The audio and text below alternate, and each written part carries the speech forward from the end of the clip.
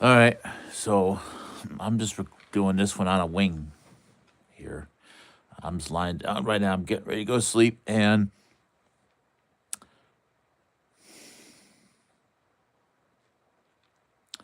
I never looked much into this, but I didn't know that there's a whole series, or I should say, there's a whole school out there of people who believe that Michael Jackson, the king of pop, faked his own death.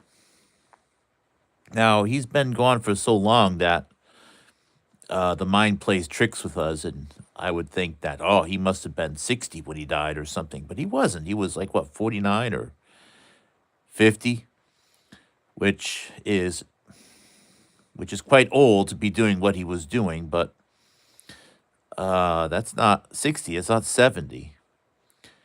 And I guess there's a lot of people who think that Michael Jackson faked his own death.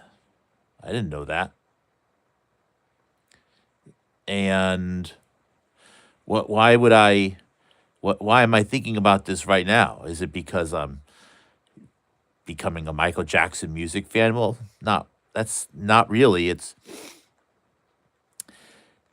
because there's so many people, at least within pop culture. Of course, he's the king of pop, so we should expect a lot of people to have known him. But many of Michael Jackson's closest associates, at least what we're led to believe, anyways, are among his close associates and friends, are in our research realm right now. And they include, well, for one, Ronald Burkle, who's a big DNC guy, still is a big a Democrat supporter. And Ron Burkle also became the owner of this Soho House group. And then there is, let's see here, is this showing anything? Yeah.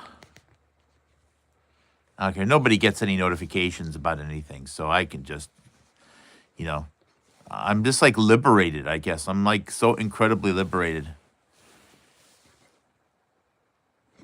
And then there is the support which came from Jesse Jackson, unrelated, no relation between those families, and his son Yusef Jackson.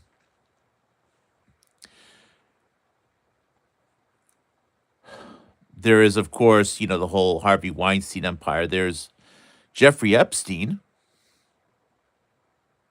who I believe had some connection with Michael Jackson.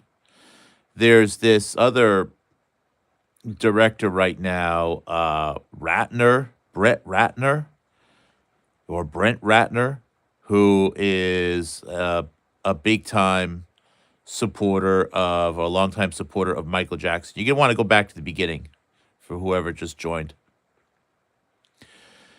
And there's a lot of others. But what struck me about, even considering the possibility that Michael Jackson might have faked his own death. Hey, who is that? I can barely read. I can read someone. Oh, you're secretly Michael Jackson. That's awesome. So you are alive. You did fake your own death. That is freaking awesome. Lucky me. What a coincidence. You know what? If Michael Jackson's the king of pop, that means he was probably pretty smart, and it takes a pretty smart person to follow my program. So I shouldn't be surprised that Michael Jackson follows Housatonic Live. Anyways, good to have you here, Michael. But anyways, Michael Jackson, another person that spent a lot of time with Michael Jackson, I guess he was friends with him for like 15 or 20 years or so, was this Deepak Chopra, this Indian, peace man, thought leader, whatever, new age guru. And Deepak Chopra is all over, these Epstein files, which I'm not going to be talking a lot about. I find myself to be miserable thinking about these Epstein files. I actually had a conversation with the family about it. The more I think about them, the less nice I become as a person. So, but they're out there, and they have to, you know, I can't ignore their existence. So I have to find some balance. But anyways, this Deepak Chopra is all over them, and I guess Deepak Chopra was some sort of health advisor for Jeffrey Epstein starting in 2015, 16, 17, or something. But I bet it goes back way before then because Deepak Chopra knew many of the same people that Jeffrey Epstein supposedly anyways also had worked with. Now, Deepak Chopra's son, Gotham Chopra, being with his dad being so well connected, got the opportunity to become a roadie for Michael Jackson when he was only like 13 years old. Of course, Michael Jackson would have been, in his 20s or 30s by then. But Gotham Chopra got to work as basically behind the stage for Michael Jackson, became friends with him also. So why do I bring that up? I bring that up because there are video shorts out there that Gotham Chopra, the son of Deepak Chopra, who's all over these Epstein files, okay? Gotham Chopra helped Michael Jackson write a comic book in the last month of his life, Michael Jackson's life, that was about a pop star who faked his own death. Now, I haven't validated this. All I have is a couple of stupid YouTube shorts from somebody else, which could be lies. But let's think about that. That is odd. There's only one person listed as working with Michael Jackson on faking his death in a comic book at the time that Michael Jackson died. And that was the son of Deepak Chopra, which would be Gotham Chopra. Now, I posted a tweet not too long ago, an hour or two ago, that Gotham Chopra was in Pakistan talking to Taliban members in August of 2001, running an interview, which after he was, he got hung up in Islamabad, I guess, on his return trip. And Deepak Chopra actually had to make a phone call to his friend, believe it or not, Colin Powell, then the national security advisor for President Bush, right after 9/11 or something like that. It was so weird. So, sorry, Gotham Chopra, just because he's doing documentaries about Kobe Bryant and Tom Brady, he's in this mess. And he knows a lot more than people are saying. But anyways, let's review this. So we have the Jeffrey Epstein all over the place, I guess. Many references in the Epstein files.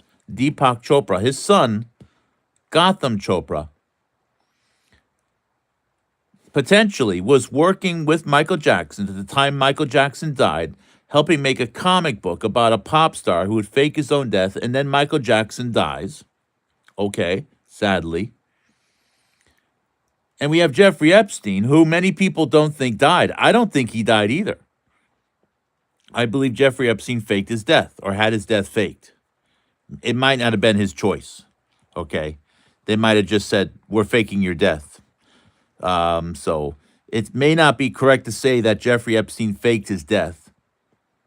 It may be more accurate to say that the death of Jeffrey Epstein was faked. And he may not have had anything to do with it. He may not have had any say in it. But that would mean that, through this Deepak Chopra, Gotham Chopra, father-son group, now you have two fake deaths, but it gets better. Because one of the biggest voices in the fake conservative side, the fake populist side right now, okay, in, today, is, of course, at least we're told it's going to be Candace Owens. And the Candace Owens great big lift, of course, comes from the death of Charlie Kirk, which I think was also faked. I won't say Charlie Kirk faked his death because I don't know if Charlie Kirk faked his death. Why, that would mean that he faked his death and no one could stop him, or that it was his decision. I don't believe it would have been his decision. course, then, it's like, how is it possible that people are still listening to channels which have been trying to solve the riddle of who killed Charlie Kirk and who killed Jeffrey Epstein? How can such channels still have credibility? Now, it's okay for people to be wrong about such things, but until those channels say, wow, we were wrong, we apologize for talking nonstop for years about these things and being wrong every day. We were wrong. As an analyst, that's what you need to do. You need to learn how to be wrong, how to say you're wrong, how to boast about when you're wrong and how you found that you're wrong and what you did to correct it going forward. Anyways, if this Deepak Chopra, Gotham Chopra, the Taliban thing, Michael Jackson, it's a metadata bonanza. But I'm not going to get caught up in the all the salacious stuff of Epstein again.